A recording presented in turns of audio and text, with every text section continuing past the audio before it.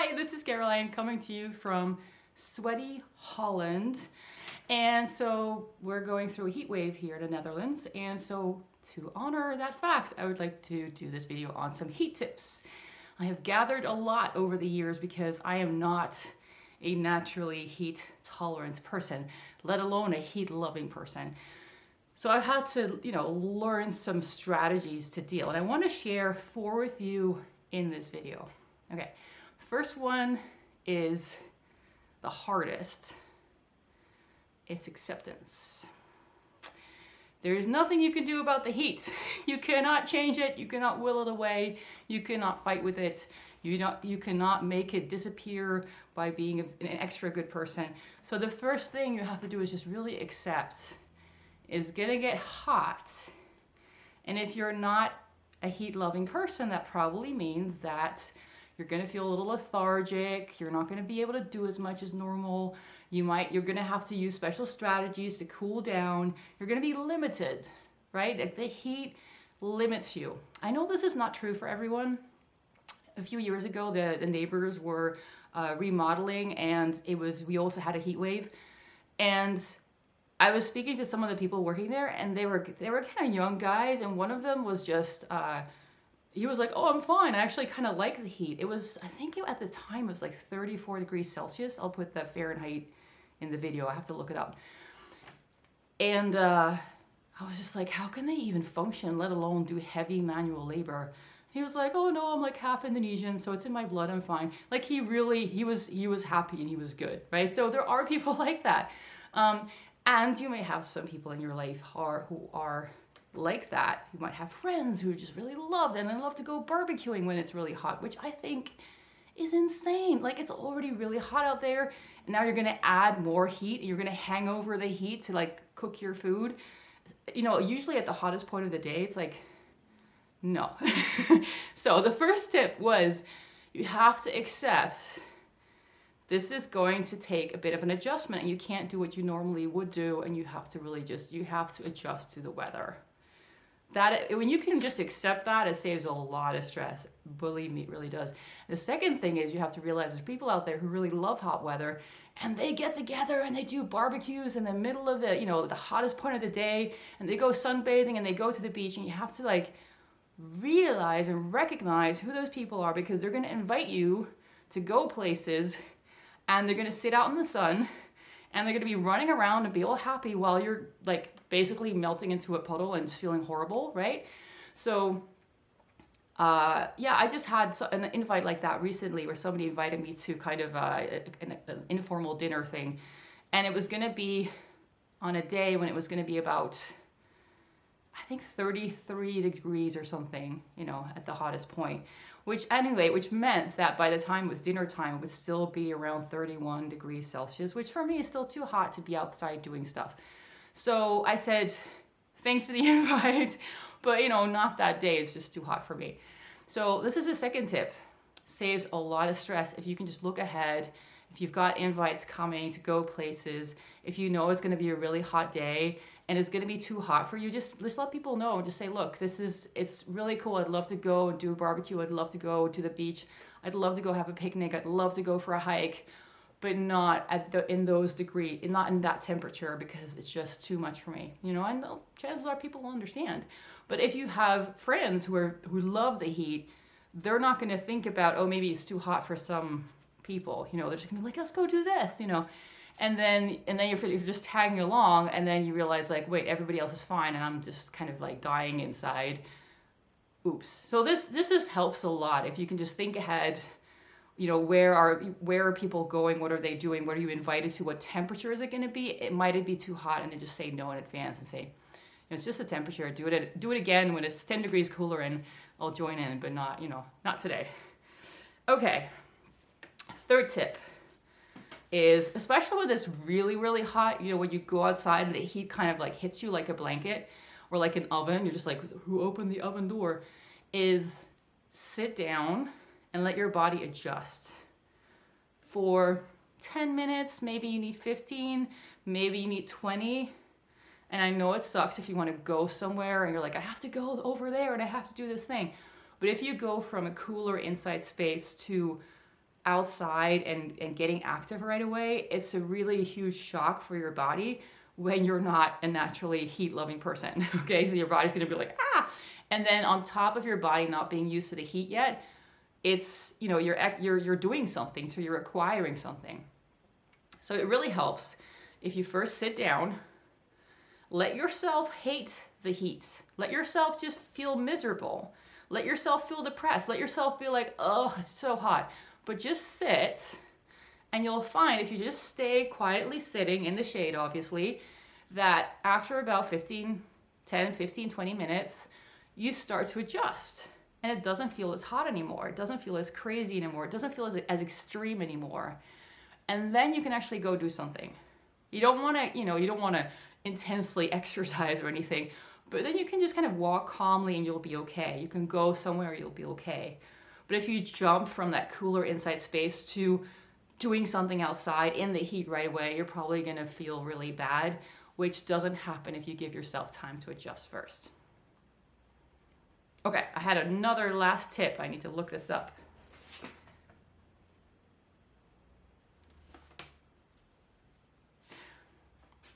The last tip is something that some people are going to comment that they can't do it and it doesn't work with their job. And of course, I'm self-employed, so I can make these kinds of changes. So this is a take it or leave it. You know, you may be able to use it or not.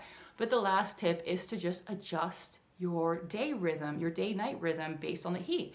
This is what people do in Spain. You know, when it gets really hot in Spain, people don't even start thinking about having dinner until 11 p.m. And often people will go have dinner at 1 in the morning, which doesn't make sense if you're looking at that from a cooler climate.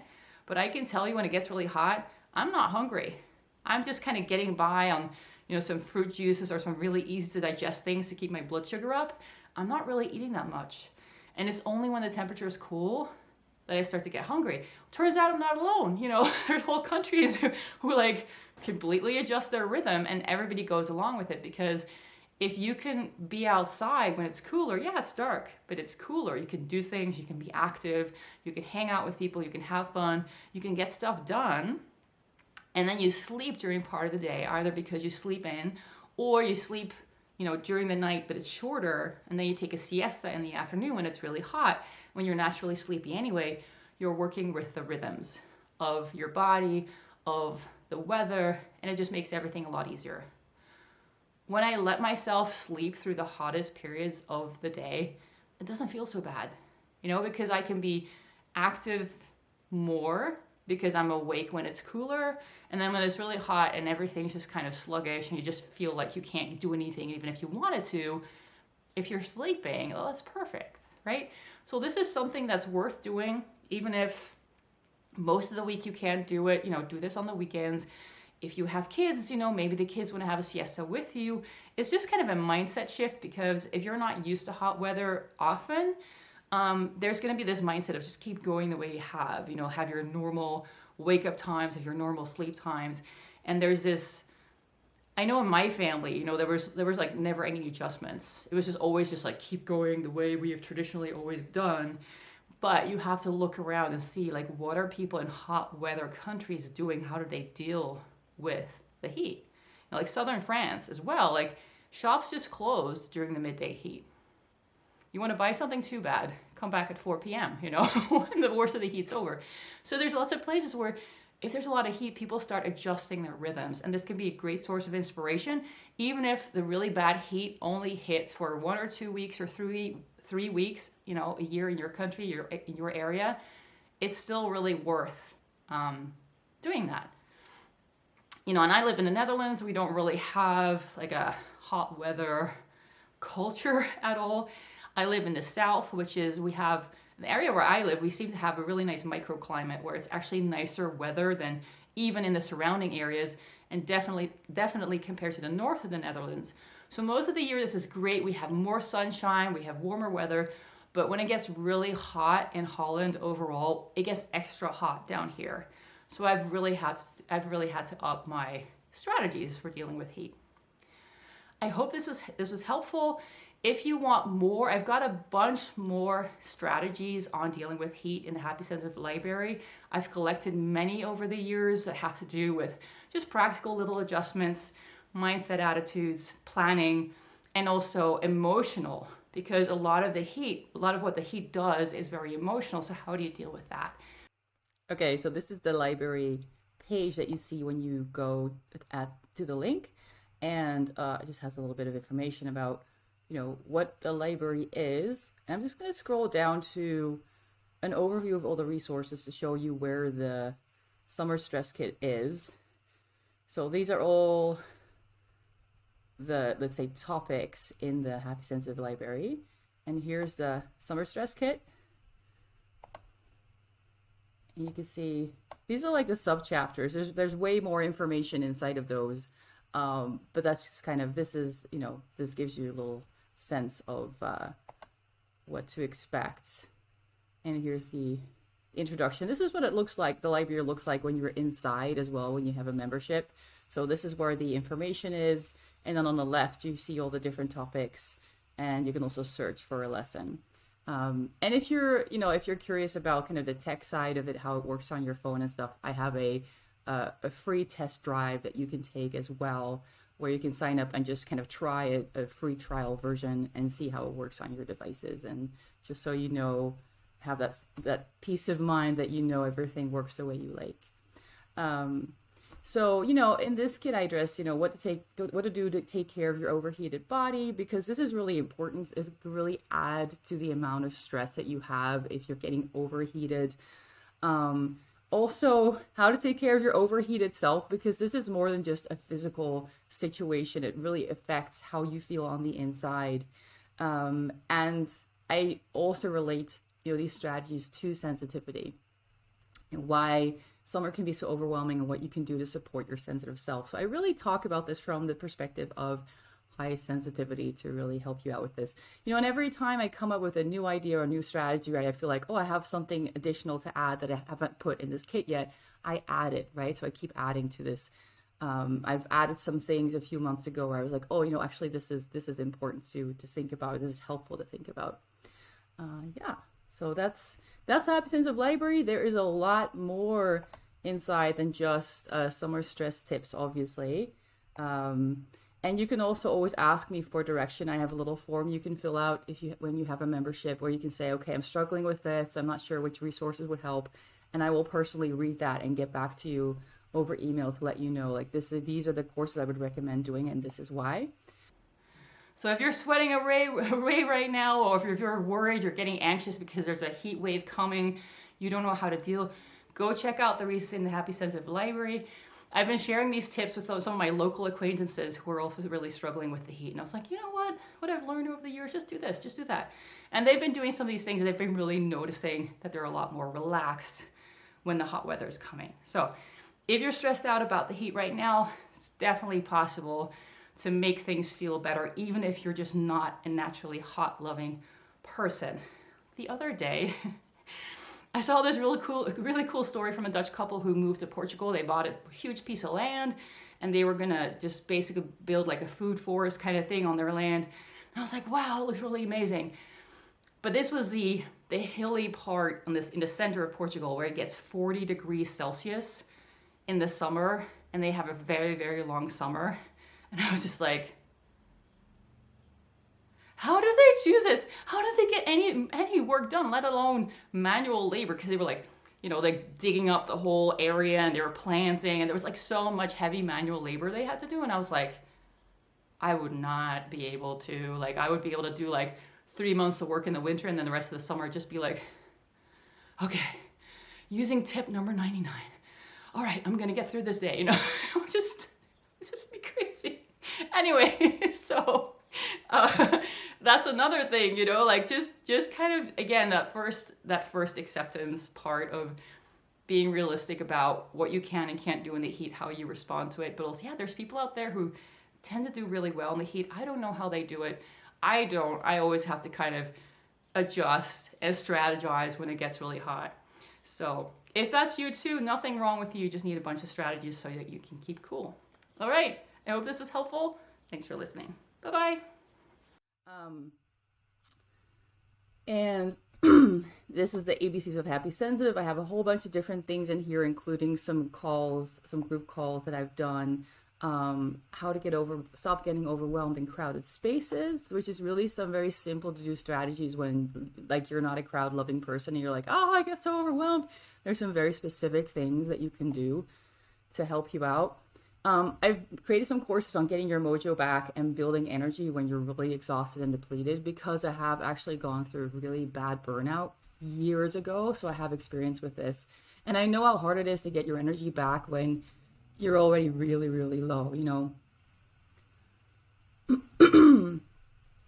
It's easier to build your energy when you still can like do fun things, but when you're too tired to do fun things, you know, things get progressively harder. So, you know, I talk about, you know, what you can do like step by step, and I don't give you specific things like specific activities that you should do, but I really talk about the overall strategy so that you can fill it out with the kinds of things that actually work for you personally. You know, I'm not going to tell you just do yoga or do this yoga exercise. I really talk about kind of like the bigger picture of what you need to be thinking about to create a good strategy for yourself.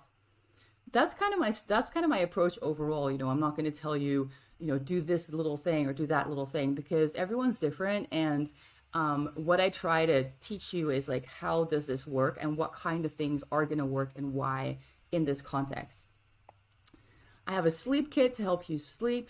A lot of practices here come from just having guided clients with this problem, where I realized time and time again, it was the same kinds of things that were going on that they didn't realize were causing their sleep problems. So I really connect the dots here. I have a whole kit on rediscovering yourself and having more happiness, which is really about tuning into what you really enjoy and figuring out the specifics, and, you know, how to break down activities and figure out, what is it about this that I love? What is it about this that I hate? And how do I adjust and make changes so that I have more of what I love and what makes me happy in my life and less of the dragging stuff? Because a lot of times it's hard to know, you know, like you think you know, but you don't really. If you get down to the nitty gritty, you're like, I'm not sure what I need to change. This kit helps you with that. I'm not going to go through all of them because there's so much in here, but I have Winter Blues kit that I created that first. And then I had, you know, somebody asked me about a summer stress kit. So that came later. I talk about different kinds of energy sensitivity. I have a starter kit, which is really helpful if you are an empath or you think you might be an empath, like how to make sure that the easy ways to avoid energy overwhelm are taken care of. That's what this kit talks about. Some very, very simple strategies that almost nobody practices that really help take the overload out of things. I recently created how to figure out if you're an empath, a really specific guided processes and explanations to help you understand what exactly is an empath, because it's so talked about online, but the definitions are so vague and broad, it doesn't mean anything anymore. But actually, an empath is a very, very specific thing, and empaths have very specific struggles, and so it's worth finding out if you are one. And then this kit I talk about, you know, how do you figure this out on your own? A lot on difficult feelings, because I really believe for highly sensitive people, it's so important to understand your feelings. What are they trying to tell you? This is such a big part of your drive, like what actually makes you tick is your feelings. And many of us just never had that education because our parents were clueless and our schools were clueless, and everybody says just push on, just shove it aside and keep going. And that really doesn't work. Like, you really need to get connected with and understand your feelings. And so in this series, I talk about all these like tough, like negative feelings. What are they really about? How are they trying to help you? Because once you understand that, it's much easier to actually connect with those feelings. I have some resources on getting grounded. I have a whole kit on if you're trying to change your diet because you have certain food sensitivities or certain allergies, or you're just trying to like eat healthier overall, right? You're just trying to be a healthier person, but you need to make adjustments and you keep failing. Like, how do you do this step by step in a way that's actually sustainable and that's actually doable? Because I think there's a lot of pressure to just do it in a way that's not realistic, because it doesn't really honor why you're eating what you're eating in the first place. So in this kit, I give you a whole different strategy to make dietary changes. And I've had to make a lot of those over the years. So, you know, I know what you're dealing with. It's not easy, but it helps when you have a really, really good strategy. Resources on perfectionism, because this is something that really gets a lot of highly sensitive people stuck, is feeling like what you're doing is not good enough, and then spending too much resources and time trying to make it really good, or feeling like you're not allowed to be a perfectionist, so you're trying to half-ass it, but you don't really feel good about it, you know? And this is just, I have a whole different approach on perfection and perfectionism, and you know what to do in a way, like how to do things in a way that you get satisfaction that the perfectionist in you wants, but you don't overdo it. You're not like nitpicking over things that are just a waste of time. So I have some very specific strategies for how to get there. The More Good Stuff Project, how to get more good stuff in your life. Great if you're an overgiver, or you're always the one who's like helping others, but nobody's helping you. I have some resources on narcissism and difficult people. I have some additional information on psychic narcissism, which is something I talk about on my website as well. And the Core Differences class is about different kinds of energy sensitivity. I have a class on how to feel more love, how to feel loved. Like, it's a very specific technique that I kind of intuitively downloaded at some point, and I explain it in very minute detail, so you can do it yourself. It's very, like, once you get it, it's easy to do, but you need to kind of just, you know, kind of go through the class and learn how to do it. I have a course on online dating for highly sensitive people. I'm not going to go through all of them. So there's a whole bunch of things in there, and I keep adding stuff as, you know, as I have new resources that I think are helpful for highly sensitive people. So if you want to go check that out, the link is below. See you there.